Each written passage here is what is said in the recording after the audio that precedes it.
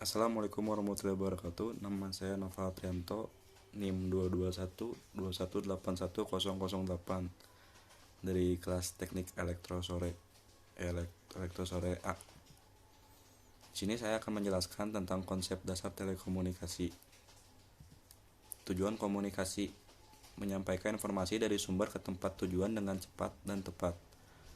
Informasi bisa berupa suara, gambar, video, atau data digital lainnya. Komunikasi bisa dilakukan di antara dua atau lebih tempat yang berdekatan ataupun berjauhan. Komunikasi adalah saling menyampaikan informasi kepada tujuan yang diinginkan. Bentuk komunikasi yang umum itu ada percakapan antar individu, mengirim atau menerima surat, percakapan melalui telepon, melihat televisi, mendengarkan radio. Cara komunikasi pada zaman dulu sebelum ada listrik itu menggunakan kentongan, atau di Indonesia itu menggunakan kentongan ya, bisa untuk informasi tentang ada bencana alam, kebakaran, ataupun ada untuk perkumpulan lainnya. Atau biasa digunakan juga kurir untuk mengirim surat-surat, bisa digunakan juga merpati pos ya zaman dulu sebelum ada listrik. Sesudah adanya listrik, muncullah ada telepon, ada handy talkie, radio broadcast, sama televisi dan lain-lain. Telekomunikasi, istilah dari telekomunikasi itu tele itu jauh, komunikasi itu penyampaian informasi kepada tujuan yang diinginkan. Dapat dilakukan misalnya dengan telepon, fax, atau radio broadcast. Istilah-istilah komunikasi: simplex, komunikasi satu arah broadcast, misalnya radio sama TV. Half duplex itu komunikasi dua arah bergantian, ada CB, radio amatir. Full duplex, komunikasi dua arah bersamaan, contoh telepon. Bentuk-bentuk komunikasi itu ada komunikasi suara, komunikasi berita atau gambar, komunikasi data. Komunikasi suara, beberapa cara komunikasi suara yang umum dikenal, yaitu komunikasi radio siaran atau radio broadcasting. Dimulai dengan penemuan radio oleh Guglielmo Marconi pada tahun 1901. Informasi dipancarkan ke segala arah, siapapun diperbolehkan menerima informasi tersebut.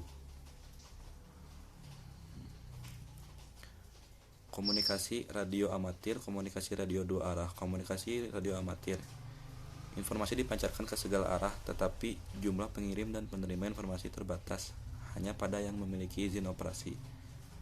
Aplikasi pada radio orari. Aplikasi dua arah, informasi terbatas pada pengirim dan penerima yang beroperasi dengan saluran atau frekuensi yang sama. Jarak jangkauannya juga terbatas. Aplikasi pada radio dua arah ini diaplikasikan pada handy talkie. Komunikasi antar penduduk atau komunikasi radio panggil. Komunikasi radio antar penduduk, komunikasi bersifat pribadi, jarak jangkauannya terbatas, dan kerahasiaan tidak terjamin karena semua pesawat penerima dapat menerima informasi yang disampaikan. Komunikasi radio panggil digunakan untuk memanggil penerima yang merupakan pelanggan dari pengirim. Selain memanggil, juga dapat menyampaikan pesan atau berita singkat.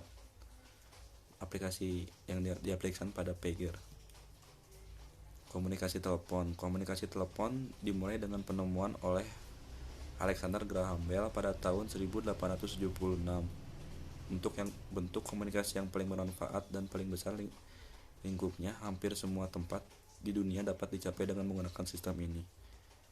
Informasi dapat bersifat pribadi maupun niaga. Jumlah informasi yang disampaikan tidak dibatasi, kerahasiaan dapat dijaga. Pengoperasian peralatan ini juga tidak memerlukan keahlian yang khusus. Komunikasi berita atau gambar. Komunikasi berita atau gambar adalah yang dikirimkan informasi berita atau berita tertulis atau berupa gambar. Gambar yang dikirim juga dapat berupa gambar bergerak atau yang bisa disebut video, atau gambar diam statis. Beberapa cara komunikasi berita atau gambar. Komunikasi telegraf, cara komunikasi yang paling tua. Berita yang dikirim dalam kode Morse sehingga diperlukan operator khusus untuk memahami kode ini. Jumlah berita yang dikirim terbatas karena dibutuhkan operator khusus tadi. Komunikasi telex. Komunikasi telex mirip dengan telegraf, tetapi dalam sistem ini menggunakan perangkat yang mirip mesin tik sehingga tidak diperlukan operator yang khusus mengenal kode digunakan.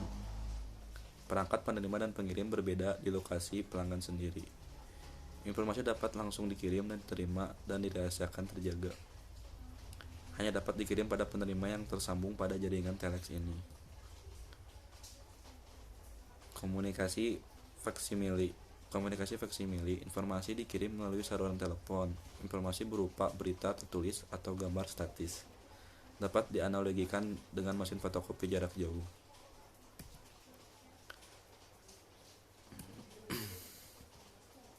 Perkembangan hingga kini. Komunikasi telepon. Jaringan ISDN, yaitu jaringan komunikasi yang tidak hanya untuk komunikasi suara, tetapi juga bisa digunakan data digital dan video. Komunikasi radio, jaringan radio seluler baik yang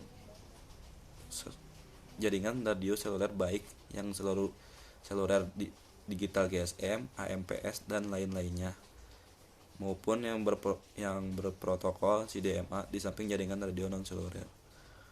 Komunikasi data atau komputer, jaringan internet yang saat ini telah bisa melayani komunikasi FTP, email, web, dan yang lain-lain.